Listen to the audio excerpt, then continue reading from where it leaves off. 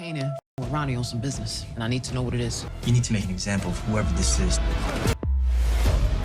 You got no business with my son. We made the game, Raquel. Stay away from him. Somehow, got a way of grabbing you back. She ain't gonna bother you no more. Based on what we've seen in Season 3, the promo and the teasers for Episode 8, the situation between Kanan and Raq is as complex as it's ever been. He's in direct competition with his mother, there's Ronnie's influence, and there's also Raq's feisty meeting with Snaps and Pop, where she'll warn them to back off. Unfortunately for Raq, her control over Kanan is non-existent at this moment in time, but not only that, he and Ronnie are her direct competitors. What Raq plans to do about that issue, I think they sit down with Joaquin might give us some answers, which could potentially end with Juliana ending up next to her husband, but it's all kicking off in Episode 8. Raq will try and get control over everything around her. She's also going to have to deal with a drunken Lou. She also needs to deal with this transportation issue for her operation to appease her business deal she made with Kwan. Elsewhere, we've got Duke getting closer to Aisha, but Isabel set to be thrown into turmoil along with Marvin's, thanks to both Gerald Moore and Kanan getting with Crystal. There's also Famous, who's going to be at a bit of a crossroad, so there is a lot to unpack. So as usual, we're going to be running through all the exclusive images and clips for all things Raising Kanan, Season 3, Episode 8. Now the title for Episode 8 is Reckonings, and the synopsis reads: as a despondent Lou becomes a liability for the Thomas family, Raq and Marvin work to get their new heroin operation up and running, amidst new competition from Kanan and Ronnie.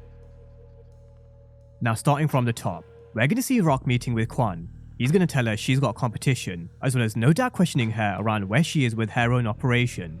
Because as he said before in 306, Unique failed to get the pieces in place, but this is the difference between Unique and Raq. Raq is someone who is always thinking 5 moves ahead. The minute she sat down with Kwan, she wasn't just talking about one shop, that wasn't worth her time. She was thinking about 20, she's thinking about domination. And so soon after, we saw her doing her homework on how to distribute her product. That's one of the elements of why she's Southside's queenpin. She knows how to make things happen, and quick. So we're going to see her approaching Terry, who owns this distribution company, to see if she can strike a deal to move her product using his system. Just like Snaps and Ronnie said to Kanan, why build what's already been built? It's easy for Raq to just use a system that's already in motion, supplying all 20 restaurants. So I have no doubt in my mind, she will find a way to sort this transportation issue. We're going to see Raq at her best under pressure, it's what she does. But the real question and problem is, how does she deal with her competition? On her competition, at some point in Episode 8, she will find out Kanan and Ronnie are her competitors, and we're also going to see her in conversation with Joaquin, her former Colombian connect. Now we can only assume that she's here to speak about Juliana. Either she's been summoned by Joaquin, or what I think is more likely, Vanessa has gone and told Raq Ronnie's sleeping with the woman at the bodega, and she's here to tell Joaquin that her cousin sister is making moves behind his back. In essence, she's probably seeking approval before she puts a silencer on her gun.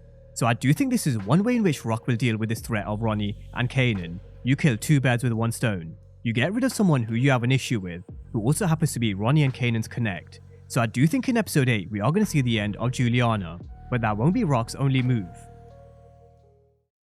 You got no business f***ing with my son. Stay away from him. We're going to see her approaching Snaps and Pop at their restaurant, where she's going to warn them back off from Kanan. Although a meeting like this with very 3 strong-minded people, I think we all know how it's going to go down.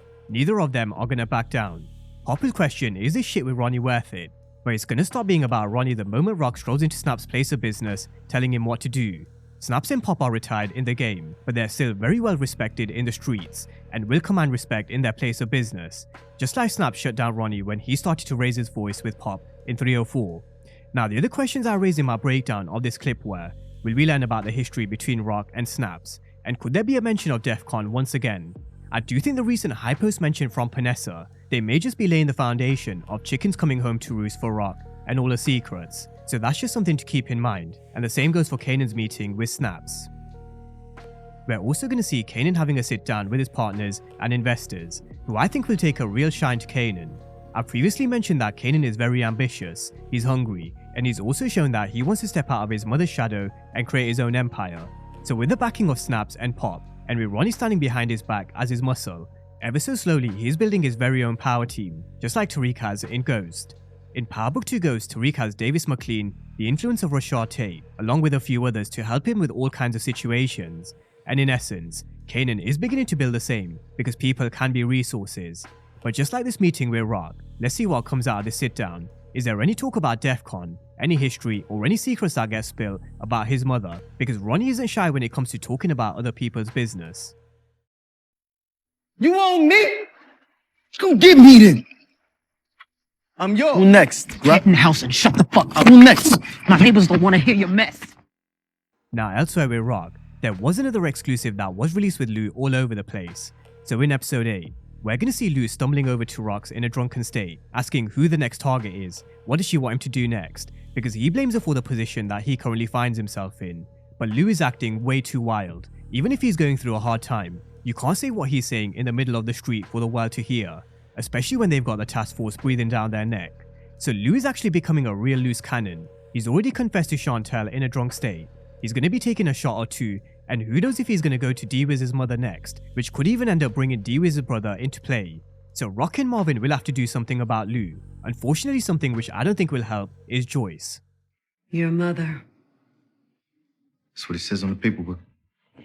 So when Joyce is around, it's not exactly like his happy families and smiles. She's always looking for cash, and the relationship with Marvin and Raq is pretty non-existent. But just like I mentioned with Raq and Snap's conversation, let's see what else Joyce has to say, because she never has anything nice to say and she's always trying to stick it to her kids.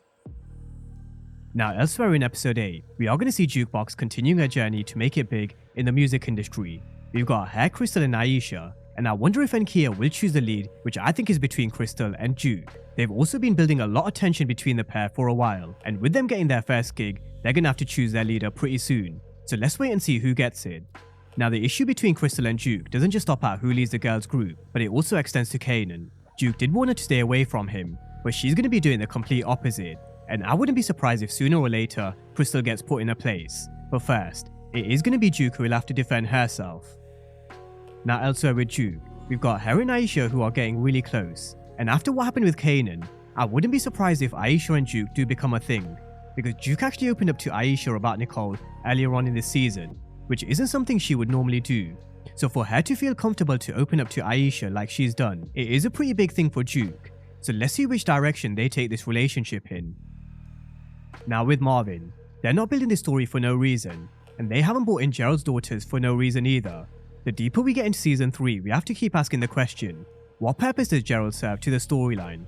Is he just a junkie journalist who's looking for a story, or is there actually more to his character? Why have they decided to humanize his character by bringing in his 2 daughters in the background? I do think with us getting into the home stretch, we are going to find out what he's really after, as he sits here with his notepad and pen, so let's wait and see. The same goes for Famous, who's also at a bit of a crossroad. He's probably looking at the tape of his track 411, with Shirley also having a tape in her hand. So let's see which direction they take Famous's story now that he's back living with his moms, with his music career in one hand, but with the murder weapon in the other. But that's a preview of all things Raising Kanan Season 3 Episode 8, an episode where I do think we are going to say goodbye to Juliana, but where they'll also plant the seeds for the war between Raq, Ronnie, Snaps and Pop. And if Raq does take out Juliana, expect retaliation. But drop all your thoughts and predictions down below, from Raq's business to her meeting with Snaps, a drunken Lou, and how do you see the story playing out with Marvin and Gerald? Is he working undercover, or is he just looking for a story? Drop all your comments down below in the comment section, and as always, thank you guys for watching, and I'll see you next time.